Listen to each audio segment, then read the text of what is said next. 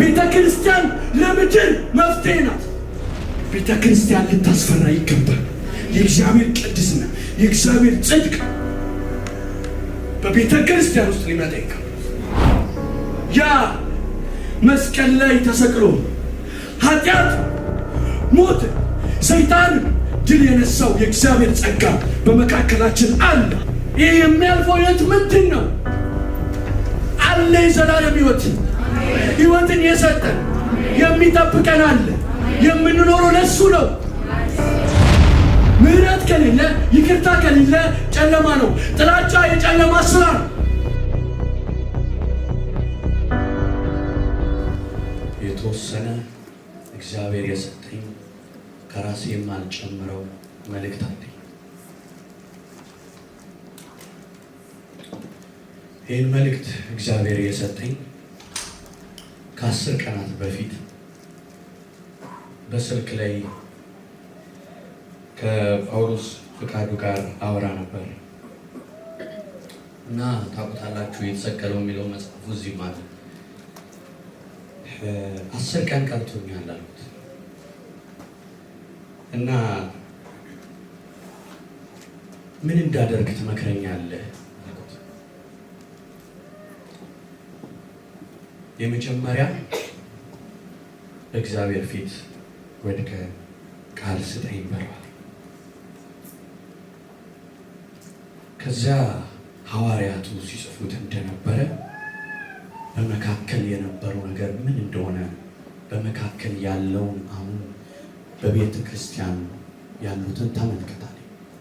ጳውሎስ ለቆሮንቶስ ሲጽፍ ውስጥ ያለውን እየተመለከተ ይጽፍላቸው ነበር። ይሁዳ መልእክቱን በመንፈስ ቅዱስ መልእክቱን ሲጽፍላቸው እናያለን። ስለዚህ ምንድን ነው መካከላችሁ ያለው? እሱን ተመልከትና በእግዚአብሔር ፊት ወድቀህ ጸልይ አለኝ።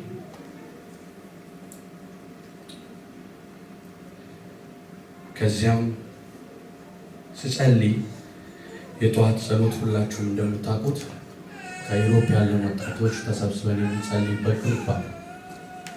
እሱን ጸሎት ልዘጋጅ ብዬ ከዛ በፊት በእግዚአብሔር ፊት እየጸለይኩ ነበር። እየጸለይኩ እያለ አሁን ወንድሜ የሚያነብላችሁን ቃል ጌታ ወደ ልብ ያመጣ። ምንድን ነው አልኩ።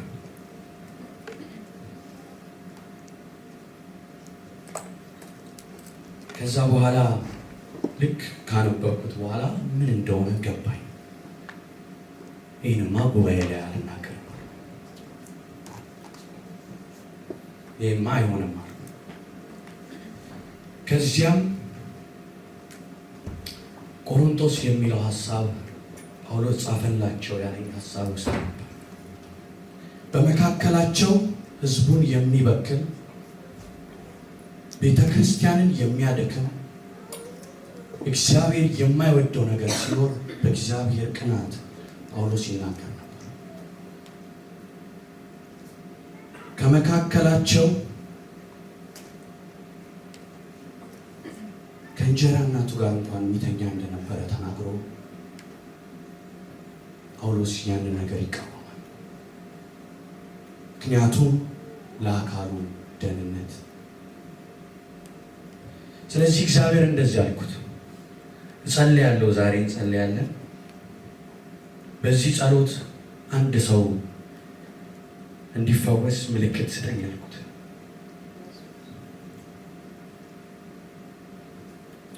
ከዚያም በዛለት ሁላችንም ዝም እንድልና ስልኩ ላይ የሆነ ክላሲካል ከፍቼ በእግዚአብሔር ፊት ንስሐ እንድንገባና በተሰበረ ልብ በተዋረደ መንፈስ በእግዚአብሔር ፊት ሆነን እንድንጸልይ ነገርኳቸው።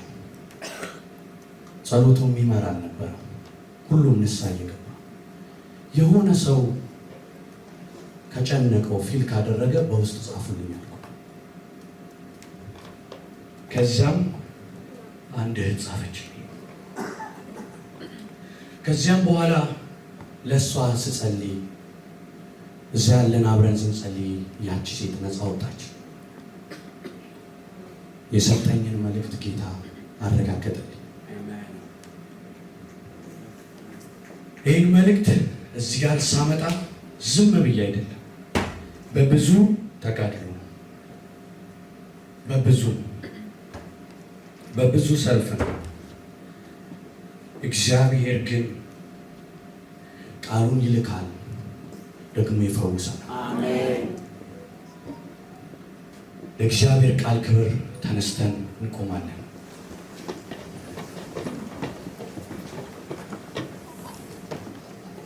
የሉቃስ ወንጌል ምዕራፍ 11 ከቁጥር 33 ጀምሮ እስከ 36 ድረስ ወንድማችን ናሆም ያነባል።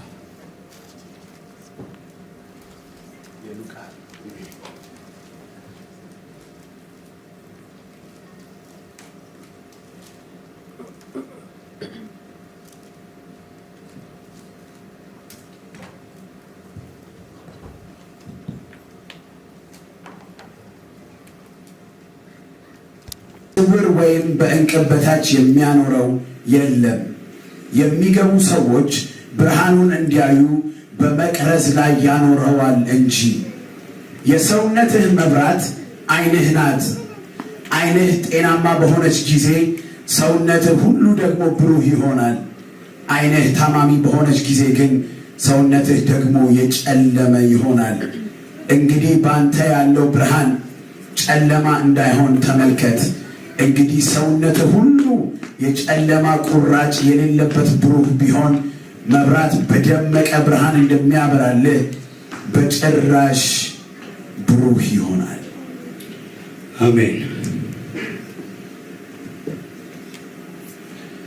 የዘላለም አምላክ እግዚአብሔር ሆይ በዘላለም ፍቅር የወደድከን አንድያ ልጅህን የላክልን ደግሞ ስለኛ ኃጢአትና በደል በመስቀል ላይ ስለኛ እንዲሞት ወደ ምድር የላከው ደግሞም በሦስተኛው ቀን አስነስተኸው እኛንም ያስነሳህን አባት በጌታ በኢየሱስ ክርስቶስ የዚህ ቃል ብርሃን ሰሚውንም የሚናገረውንም በጌታ በኢየሱስ ስም ፈውስ ነፃነት እንዲሆን ጸልዩ። አሜን። እግዚአብሔር ሆይ ይህ ቃል አባት ሆይ ለብዙዎች ፈውስ ይሆን ዘንድ ቤተ ክርስቲያን እግዚአብሔር ሆይ በድፍረት እግዚአብሔር ሆይ በዚህ ቃል ወጣቱን ያሰረው ምሪቱን ያሰረ የእግዚአብሔርን ብርሃን እንዳነ ዓይናችንን ያወረው ሁሉ ስለምታነሳ አመሰግናለሁ። አሜን። አባት ሆይ በፊትህ የተንበረከኩኝ እግዚአብሔር ሆይ ያንተ ቃል ጌታ ሆይ በራሴ ልናገር አልችልም።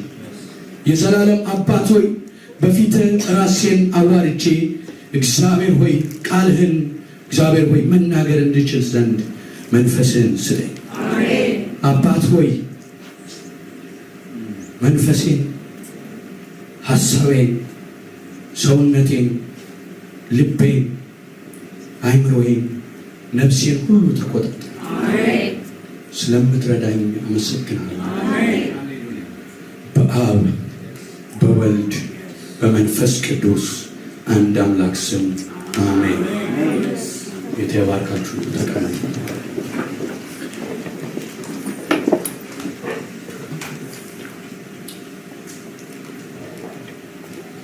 ቁጥር 33ን ደግማ አንብቡ። መብራትንም አብርቶ በስውር ወይም በእንቅብ በታች የሚያኖረው የለም። የሚገቡ ሰዎች ብርሃኑን እንዲያዩ በመቅረዝ ላይ ያኖረዋል እንጂ። አሜን። እግዚአብሔር ብርሃን፣ እግዚአብሔር ዛሬም ብርሃኑን እያበራ በምድር ሁሉ ላይ የእግዚአብሔር ብርሃን በርቷል። የእግዚአብሔር ብርሃን ሊደበቅ የሚችል አይደለም። ምንድነው ግን እንዳናየው ያደረገን? ምንድነው ግን አይናችንን የሸፈነው? ይህን ቃል ስናነብ ከላይ ኢየሱስ ክርስቶስ አንድ መናገር የማይችል ሰው በአጋንንት የተያዘነት፣ ከዛም በቤልዛቤል መንፈስ ነው የምታወጣው፣ ከሰማይ ምልክትን እስኪ ያሳየን ይሉታል። እዛው ምልክትን እያሳየ በማን ስልጣን ነው ከሰው ውስጥ የገባ ክፉ ነፍስን የሚገል የሚያጠፋ የሰውን ሕይወት ወደ ዘላለም ሞት፣ ስጋዊ ሞት፣ መንፈሳዊ ሞት ውስጥ የሚከተው ጠላት ከአንድ ሰው ውስጥ የእግዚአብሔር ኃይል ካልሆነ በስተቀር ማን ነው ሊያወጣው የሚችል? እየተመለከቱ አሁንም ምልክት ጠይቃሉ። ምንድነው አይናቸውን ያዘው? ከሰማይ የወረደ ክብርን እያዩ የእግዚአብሔርን ስራ እያዩ ተደርጎ የማያውቅን ነገር እያዩ የእግዚአብሔር መንግስት በምድር ላይ መጣ። ምንድን ነው ችግሩ? ከብርሃን ነው አይደለም። ኢየሱስ ራሱ የዓለም ብርሃን፣ የእግዚአብሔር እውነት አልተደበቀም። በግልጽ ሲሰራ እያየ ነው። ሲፈወሱ፣ ነፃ ሲወጡ፣ ከታሰሩበት እስራት፣ ከነበሩበት ድቅድቅ ጨለማ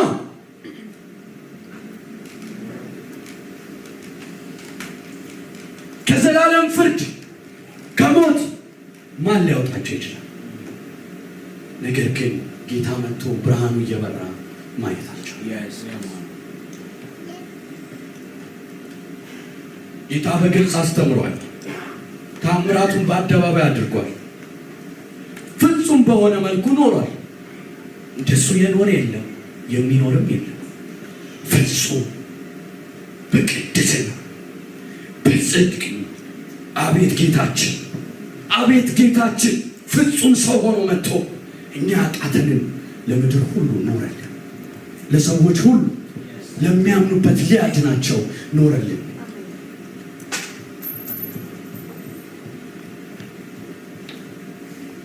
ፍጹም ቅድስና።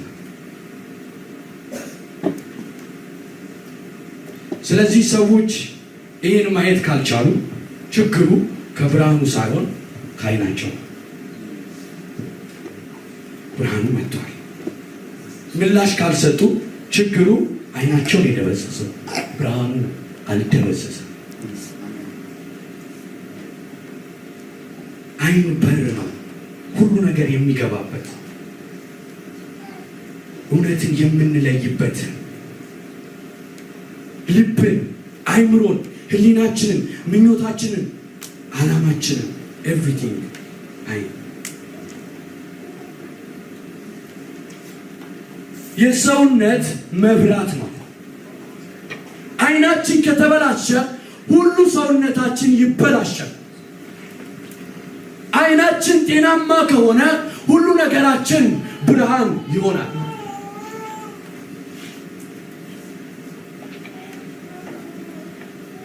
ቅንነት እንዲኖረን፣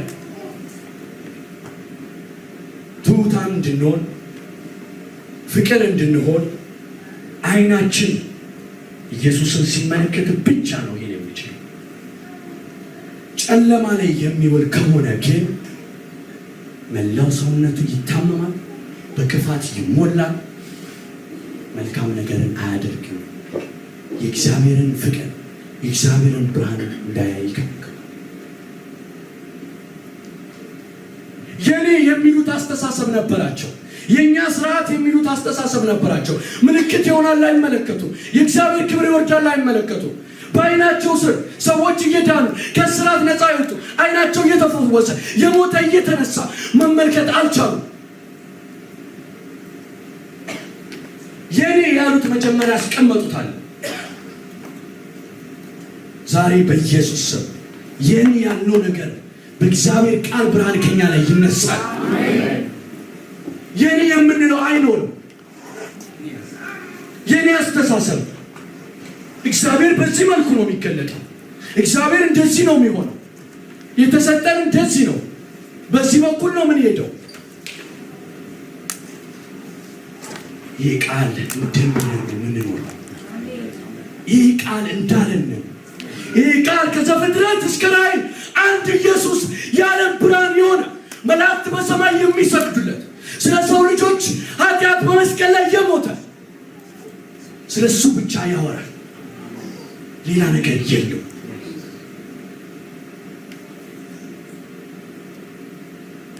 ስለዚህ ችግሩ ከዓይናችን። ይህ መስታወት እዚህ ጋር ያለው ንጹህ ነው። ምንም ብርሃን ቢበራበት ወደዛ ያስገባል። ነገር ግን ቆሻሻ ብትቀቡት ኃይለኛ ብርሃን እንኳን ብታበሩ ወደዛ ብርሃኑ አይገባም። ብርሃን ኃይለኛ ብርሃን እየበራ ነው። ከቆሻሻው ነገር የተነሳ ግን ሊገባ አይችልም። ብርሃኑ ወደ ውስጥ አይገባም።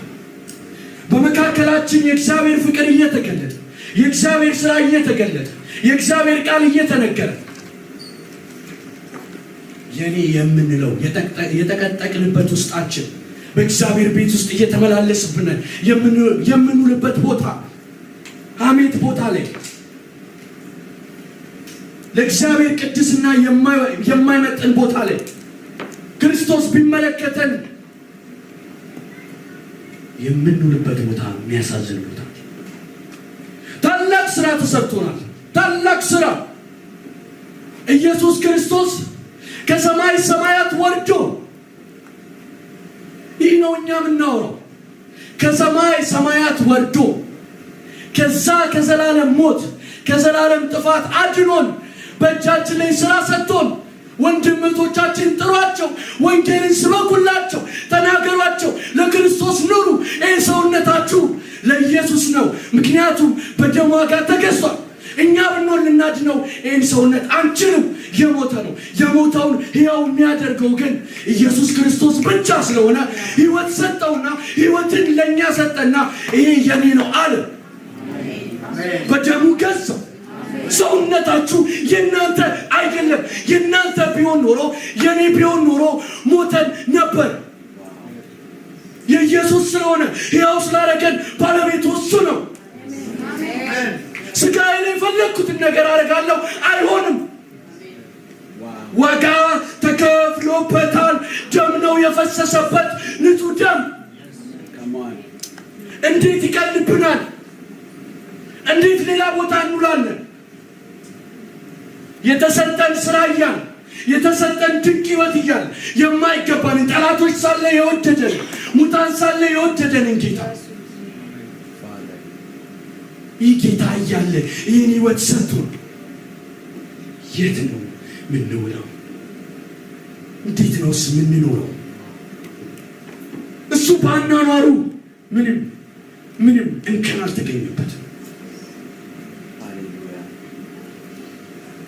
የእግዚአብሔር ልጅ የዲያብሎስን ስራ ያፈርስ ዘንድ ተገለጠ እንደሚል በዚች ምድር ላይ አሁን ዘርግቶ ያለ የወጣቶችን አእምሮ የያዘ የዘረጋውን ሲስተም በእግዚአብሔር ልጅ በኢየሱስ ክርስቶስ ስም ዛሬ ስራው ይፈርሳል። ሲስተሙን ሁሉ እናጋልጣለን። ወጣቱን በየጓዳው ይዞ አእምሯቸውን ይዞ በጨለማ ውስጥ ያስቀመጠ ኃይልን ያገኛል። በውስጡ ተቀምጦ ዝም የተባለበት ጉዳይ በትዳር ውስጥ እየረበሸ ያለ ቤተ ክርስቲያን እንዳትወጣ እንዳትናገር ያዘ። በኃጢአት ተብትቦ ያዘ። ወንጌልን እንዳይሰብኩ እንዳይነገሩ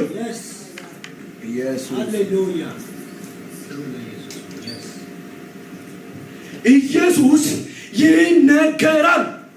ኢየሱስ የዘላለም ሕይወት ነው፣ የሚቀንስም አይደለም። ኢየሱስ ሲባል የተከበረ የእግዚአብሔር ቃል የእግዚአብሔር የተናገረው ቃል ፊታችን ሆኖ ሳለ ሲነገረን የሚያደበዝዝ ዝም ያስባለው ጉዳይ ብርሃን ሲገባ የጋረደው ጉዳይ ምንድን ነው? ከላይ ከሰማይ ሆኖ እግዚአብሔር አትረፍርፎ ፍቅሩን ለእኛ አፍስሶ በክርስቶስ ዝም እንዴት አልን? የእግዚአብሔር ቃል ሲነገር እንዴት እንተኛለን? እንዴት ዝም እንላለን? ቸርች ለመምጣት ከቅዱሳን ጋር ህብረት ለማድረግ ለምን ዝም እንላለን? ቤተ ክርስቲያንን መምጣት ለምን እንደቀልድ እናዋለን? የክርስቶስ ደም የተከፈለላቸው በመስቀል ጣር የተወለዱ የኢየሱስ ክርስቶስ ልጅ የሆኑ ሃሌሉያ ወንድም እህቶቼ ለዘላለም አብሬያቸው የምኖር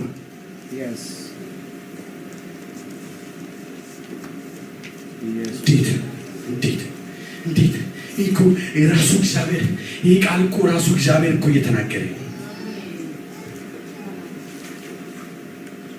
ይህ ቃል እግዚአብሔር የዘላለም አምላክ በታላቅ ብርሃን ውስጥ ያለው አውጥቶ እየተናገረን እንዴት ዝም እንላለን? እንዴት ምላሽ አንሰጥ? እንዴት አንኖርለትም? የኛ ፖለቲካ ምንድን ነው? ገንዘብ ምንድን ነው? ይህ የሚያልፈው ሕይወት ምንድን ነው? አለ የዘላለም ሕይወትን የሰጠን የሚጠብቀን አለ። የምንኖረው ለሱ ነው።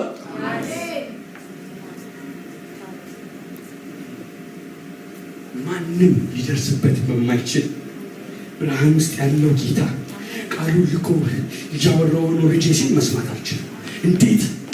እንዴት ምንድነው ትውልዱ ላይ አዚምና ትንሳዜ ያደረገው? በእግዚአብሔር ቤት ውስጥ ምንድነው? ቤተ ክርስቲያን ለምድር መፍትሄ ናት። ቤተ ክርስቲያን በምድር ላይ ልትፈራ ይገባታል። የእግዚአብሔር ክንድ፣ የእግዚአብሔር ሞገስ ኢየሱስ ክርስቶስ በእኛ ውስጥ አለ። የእግዚአብሔር መንፈስ በእኛ ውስጥ አለ። ሰማይና ምድርን የፈጠረ በእኛ ውስጥ አለ። ቤተ ክርስቲያን ልታስፈራ ይገባል። የእግዚአብሔር ቅድስና፣ የእግዚአብሔር ጽድቅ በቤተ ክርስቲያን ውስጥ ሊመጣ ይገባል። በነገር ሁሉ የተፈተነ ሊቀ ካህን አለ።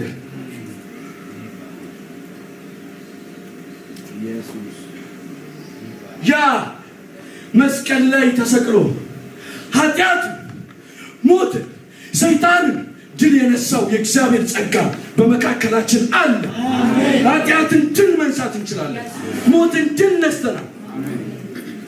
ሰይጣንን አይቋቋም። ምክንያቱም ስሙ ከስሞች ሁሉ በላይ። ለምን? እስከ ሞት ታዘዘ። ለምን? ያውም የመስቀል ሞት። ስለዚህ አብ አባት ከሰማይ ሆኖ ከስሞች ሁሉ በላይ የሆነውን ስም ሰጠው። በሰማይ በምድር ከምድር በታች ያለው ሁሉ እንዲንበረከክ ከሰማይ በታች እንድንበት ዘንድ የተሰጠን ብቸኛ ስም ኢየሱስ ክርስቶስ ይባላል። ጊንጡንና እባቡን ረግጥ ዘንድ ስልጣን ለቤተ ክርስቲያን ተሰጥቷታል። አለን። ለምን መመልከት አቃተን? ምን እየጠበቅን ነው? ለዚህ ለትንሽ ሕይወት ምንድን ነው የሚያሯሩጠን? የዘላለም ሕይወት አለን እኮ ነው የተባለ። ምድራዊ ሕይወት ምንድን ነው? ምድራዊ ሕይወት ወንድሞቼን የምፈልግበት የእግዚአብሔር ጸጋ የተገለጠው አለ ያኖረኛል የሚለው ነው። ወታደሮች ነን። የእግዚአብሔር ሰራዊት ነን። ድሮ ርቀን ነበር፣ አሁን ግን ቀርበናል። ምህረት አላገኘንም ነበር፣ ምህረት አግኝተናል። የዋን ድንጋዮች ነን። የመንግስቱ ካህናት ነን። የእግዚአብሔር መንግስት አገልጋይ። የትኛውንም ምድር ላይ ትልቅ የምትሉትን ኦፊስ አምጡ፣ ብትጨምቁት እጅን ጠብታ የእግዚአብሔር መንግስት እንደማገልገል አይሆንም።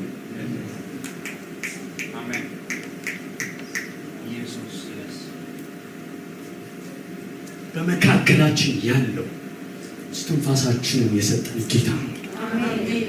ስለዚህ የተሰቀለ ኢየሱስ እያለ ፊታችን እንደተሰቀለ ሆኖ እያለ ደሙን ስለኛ አፍሶ ደሙ እንደ ጎርፍ ፈሶ በመስቀል ላይ እጆቹ በሚስማር ተቸንክረው እያቃሰተ ለእኛ ሲል በመስቀል ላይ ሆኖ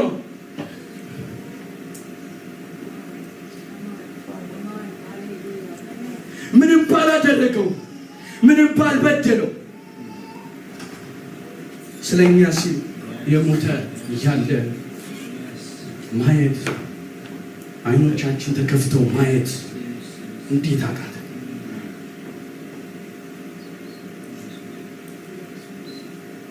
የተሰቀለ እያለ ሞቶን እወዳለሁ ሞተን የሞትን ሆነን ኃጢአተኛ ሆነን ኃጢአትን የሚያደርግ ከእግዚአብሔር ጋር ጠላት ነው፣ ለሕጉም አይታዘዝም።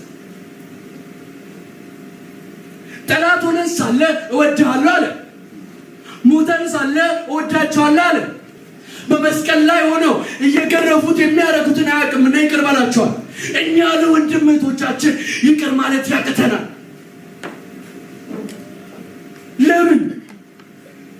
ለምን መስቀሉን አንመለከትም? ለምን የመስቀሉን ብርሃን አንመለከትም? ሌላ ነገር ለምን ማየት እንጂ የሰዎች ኦፒኒየን፣ የምድር ሐሳብ፣ የምድር አካሄድ ለምን እንመለከታለን? እኛ የሚመለከተን ይሄ ቃል የሚለን ብቻ ነው። ይቅር በል ካለኝ ይለዋለሁ። በወንድሜ ላይ ቂም አልይዝም፣ በእህቴ ላይ ቂም አልይዝም።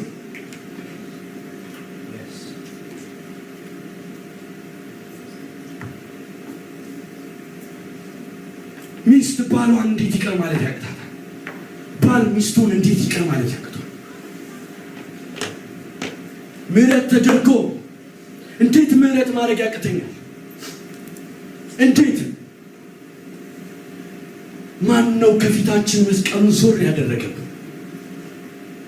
ማን ነው አዚምና ድንዛዜ ያደረገብን?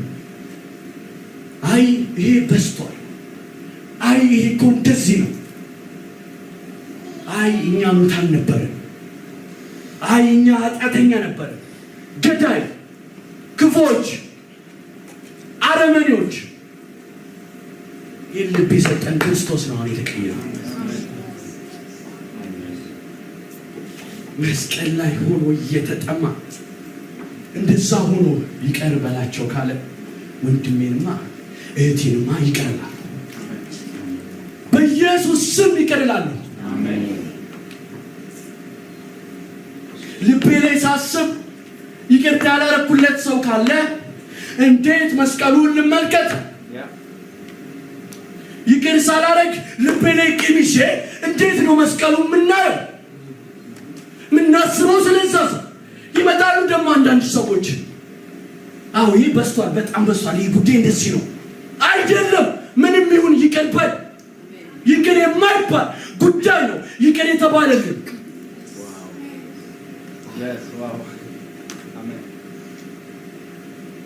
ይቅርታ የማናደርገው ጉዳይ የለም።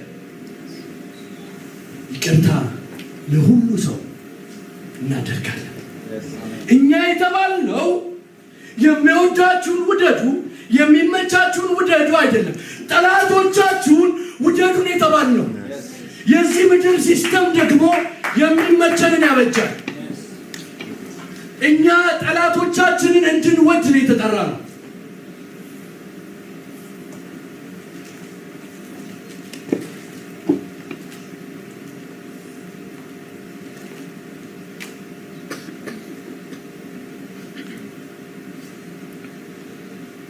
ይህን የተጠራ ነው። እየኖርን መስሎናል። ቁጥር 35 ነበር።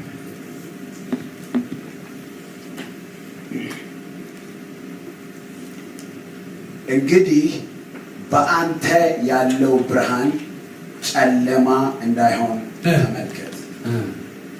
ድገሙ። እንግዲህ በአንተ ያለው ብርሃን ጨለማ እንዳይሆን ተመልከቱ እያለን ነው ጌታ። የእውነት እየተመላለስን ያለ ነው በእግዚአብሔር ብርሃን ውስጥ ነው ወይ? በይቅርታ ውስጥ ነው ወይ? በፍቅር ውስጥ ነው ወይ? በቅድስና ውስጥ ነው ወይ? እግዚአብሔርን በሚያስደስት ህይወት ወይ ስጋችንን እኛን አጠገባችን ያለውን ሰው በሚያስደስት ህይወት ቼክ አድርግ። የእውነት እግዚአብሔር ቤት እየተመላለስክ ስለሆነ እዚህ ጋር መድረክ ቆመ እያወራ ስለሆነ እየዘመርን ስለሆነ ተጠንቀቅ። አውቃለሁ ያልከው፣ ገብቶኛል ያልከው ነገር፣ እንዲህ ነው ያልከው ነገር ጨለማ። እነዚህ ሰዎች የራሳቸው አመለካከት ነበራቸው፣ ብርሃን መስሏቸዋል፣ ስርዓት ነበራቸው። ነገር ግን ኢየሱስን ያስወጣ ስለሆነ ኢየሱስ የሌለበት ጨለማ፣ ምህረት ከሌለ፣ ይቅርታ ከሌለ ጨለማ ነው። ጥላቻ የጨለማ ስራ ነው።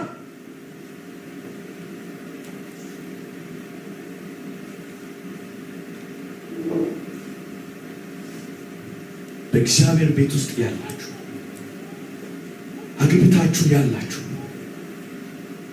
እግዚአብሔር ያን ትዳር የሰጣችሁ የእግዚአብሔርን መንግስት እንድታስቀጥሉ ምድርን እንድትሰለጥኑባት ነው። ለእግዚአብሔር የሚሆኑ ልጆች እየተወለዱ የእግዚአብሔርን መንግስት የሚያገለግሉ የእግዚአብሔርን ፍቅር የሚያሳይ ያንን እንድናደርግ ነው ጌታ የሰጠው። ተመለሱ፣ አንሻወድ። እግዚአብሔር የሰጠን አጀንዳ አለ። እናስተውል። እኔ አስተሳሰብ ትዕቢተኛ አንሁን፣ እባካችሁን አንሁን። በእግዚአብሔር ፊት እናዋርድ። ትዕቢተኛ ነኝ፣ ጌታ ሆይ እርዳኝ። ይቅርታ ማድረግ አቅቶኛል፣ ጌታ ሆይ እርዳኝ። ቃሉን ለምንፈልገው ሀሳብ አናጣመው። ቃሉ ትርጉሙ አንድ ነው። እግዚአብሔር የሚለው ብቻ የእናንተን የኔን ኦፒኒየን አይከትም፣ የምንፈልገውን አይከትም። የእግዚአብሔርን ሀሳብ ብቻ። ምናሽሙነሙነው ነገር የለም። ትሑታን ናችሁ።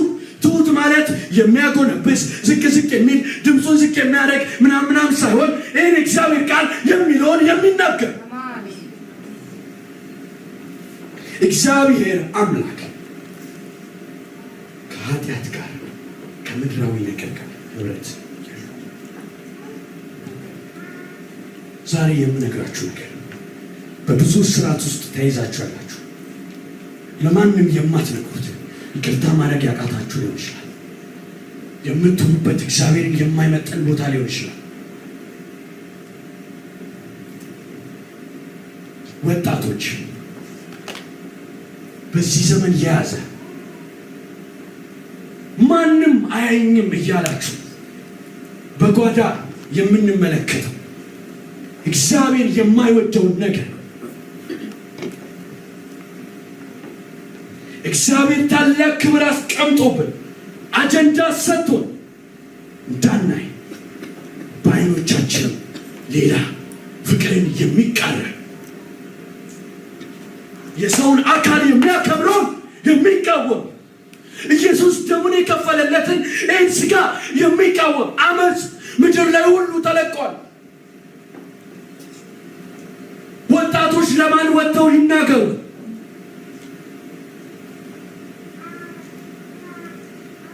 አታፍሩ? እናንተ የእግዚአብሔር ልጆች ናችሁ ይላችኋል። ዛሬ ስራው ይፈርሳል። የእግዚአብሔር ብርሃን ይበራበታል። ዛሬ ስራው ይፈርሳል። አሜን በሉ። ስራው ይፈርሳል። ኢየሱስ ጌታ ኢየሱስን ሊፈትን መጣ። መጀመሪያ ፈተነው። በእግዚአብሔር ቃል ራሱ ቃል የሆነው መለሰለት። ይህም ድንጋይ ወደ እንጀራ የሰው ልጅ በእግዚአብሔር ቃል እንጂ በሚበላ ነገር ብቻ አይኖርም። ደገመ። እስኪ ራስን ከዚህ ላይ መዝሙር 91 ክፈት። ሰይጣን የጠቀሰውን ጥቅስ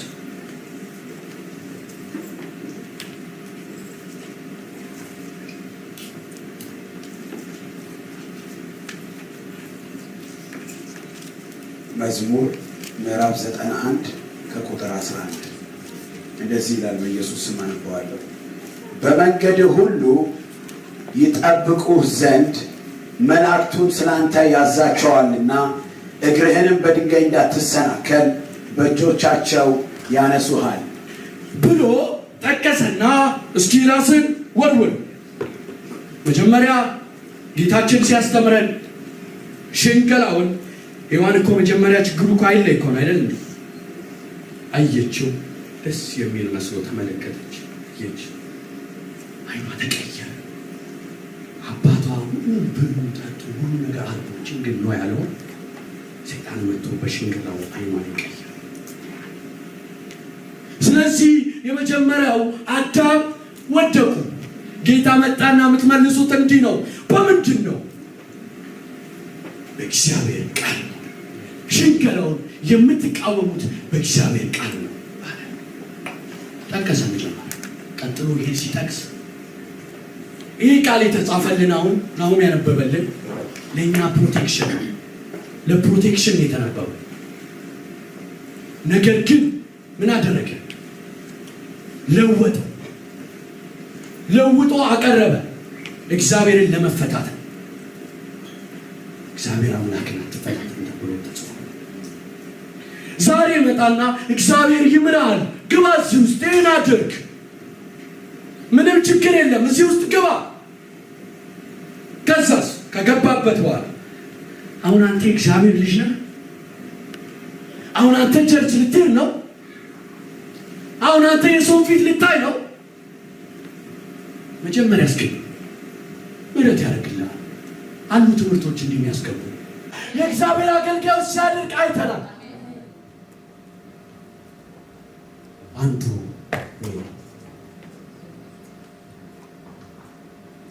በእግዚአብሔር ኃይል ይቻላል። ኃይልን በሚሰጠን በክርስቶስ ሁሉን እንችላለን። አትችልም በእኛ ላይ የእግዚአብሔር ቃል በእጃችን አለ። ሽንገላን ሁሉ እንቃወማለን። ብንደክም የሚያነሳ አለ፣ ብንዝል የሚያበረታ ጉልበት አለ። ያነሳችኋል። አይዟችሁ። የሚረዳ የሚራራ ሊቀ ካህን በሰማይ አላችሁ፣ አባት አላችሁ። ለማንም ያልነገራችሁት ቢኖር ጌታ ይረዳችኋል። ሰዎች ቢፈርድባችሁ ጌታ ይረዳችኋል።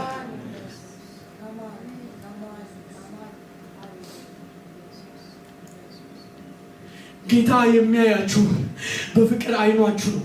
ህመማችሁን ይረዳል። ጓዳችሁን ያያል። የመጣላችሁ እኮ ኃጢአት ውስጥ እያላችሁ ነው። የመጣው እኮ ጨለማ ውስጥ እያላችሁ ነው። መቼ በርትታችሁ መጣ? መቼ ጸድቃችሁ መጣ? ሊያጸድቃችሁ መጣ እንጂ ሊያበረታችሁ መጣ እንጂ ሊቀድሳችሁ መጣ እንጂ በመንፈሱ ኃይል በብርታታችን ሳይሆን በመንፈስ ቅዱስ ሊያበረታን መጣ።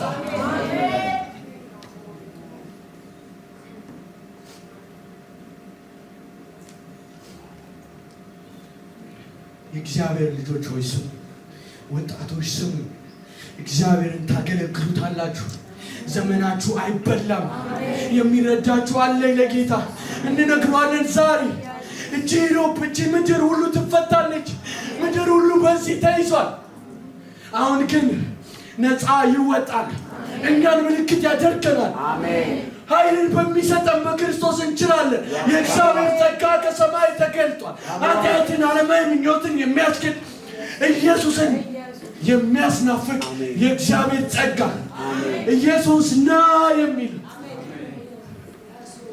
ቲቶ ላይ የተጻፈልን ይሄ ነው። የእግዚአብሔር ጸጋ ተገልጧል። ኃጢአትን፣ ዓለማዊ ምኞትን ያስክድና ኢየሱስዬ ያስብልሃል። ጨለማን ይገፍና የተቸገርክበትን ያለቀሽበትን ግራ የገባሽን ይገፍና መች ነው ማይ አቤት ክብር፣ አቤት ውበት ያስብላል። ይህን እያላችሁ አይደለም ተጠንቀቁ አለ ጌታ። ኢየሱስ ና እያላችሁ አይደለም። ምን ውስጥ ነን? የሚያስናፍቀው መንፈስ የለም። ምን ውስጥ ነን? ወንድሞቻችን ስናይ ፍቅር የለንም። ምን ውስጥ ነን? እርስ በርስ እንቀናናለን። ምን ውስጥ ነን? የራሳችንን ክብር ነው የምንፈልገው። ምን ውስጥ ነን? ቤተሰብ ውስጥ ደስታ የለም። ምን ውስጥ ነን? ልጆቻችን አንወድም። ምን ውስጥ ነን? ከሚስትና ከባል ልጆች እየተማሩ አይደለም ፍቅርን። ምን ውስጥ ነን? ተነሱ ወንድሞች።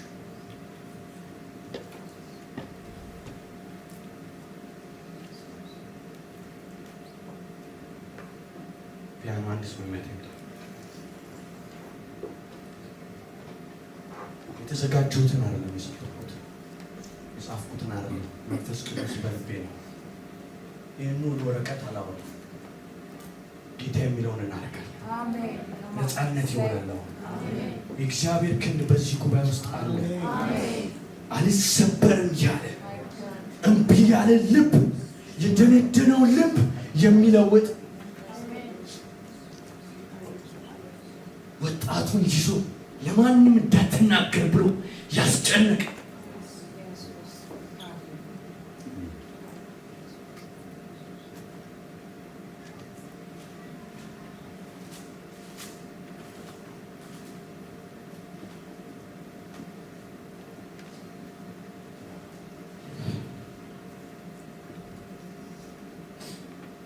ኢየሱስ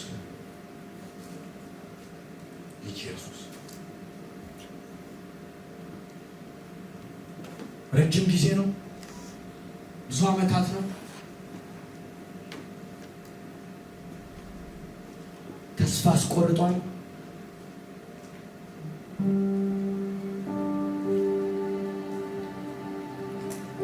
እንዲህ ተብሎ እንደተጻፈ የዛብሎን ምድር የነፍታሌም ምድር ከዮርዳኖስ ማዶ አጠገብ ያለው አሕዛብ ገሊላ በጨለማ የሚኖር ሕዝብ ታላቅ ብርሃን